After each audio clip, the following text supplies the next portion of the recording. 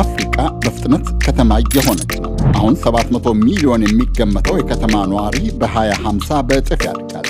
ምክንያቶቹ ሁለት ናቸው፤ የህዝብ ቁጥር መጨመርና ፍልሰት።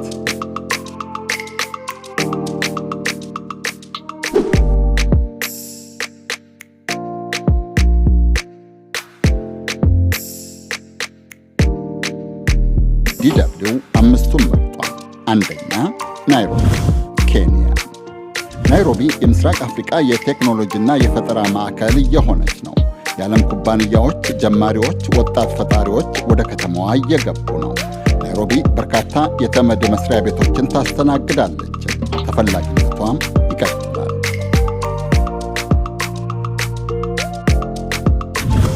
ሁለት ሌጎስ ናይጄሪያ። በህዝብ ብዛትም በኢኮኖሚም ከአፍሪካ ከተሞች ቀዳሚ ናት። የገንዘብ የቴክኖሎጂና የንግድ ማዕከልነቷ ብዙዎችን ይማርካል።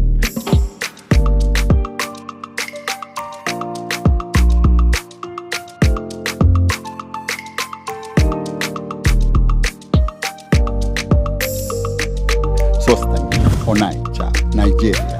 የደቡብ ምስራቅ ናይጄሪያዋ ከተማ ኦናይቻ ከአፍሪካ የንግድ ማዕከላት አንዷ ናት።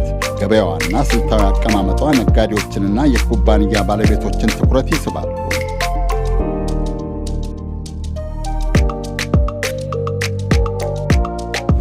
አራተኛ ኪንሻሳ ኮንጎ ዲሞክራቲክ ሪፐብሊክ። ኪንሻሳ የመዋለድ ብዛትና በፍልሰት ምክንያት በፍጥነት ከሚያድጉ የዓለም ከተሞች አንዷ ሆናለች። የኮንጎ ዋና ከተማ በሚቀጥሉት ዓመታት የህዝቧ ቁጥር በሚሊዮን ይጨምራል።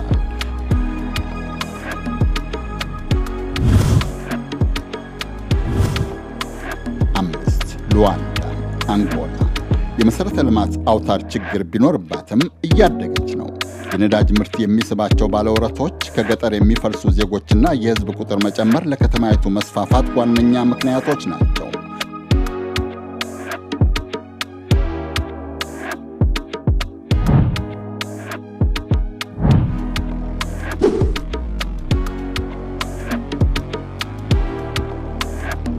ይሁንና የአፍሪካ ከተሞች በፍጥነት ማደጋቸው ብዙ ችግሮችንም እያስከተሉ ነው። የቤት የመሠረተ ልማትና የአገልግሎት እጥረቶች ቋሚ ችግሮች ናቸው። ሥራ ሌላው ፈተና ነው። የዓለም የሥራ ድርጅት እንደሚለው ብዙዎቹ የአፍሪካ ሀገራት መደበኛ ያልሆነ የሥራ መስክ ጥገኞች ናቸው። ይህ የፈጣን ከተሞች እድገትና የሥራ ዕድል አለመጣጣምን ያመለክታል።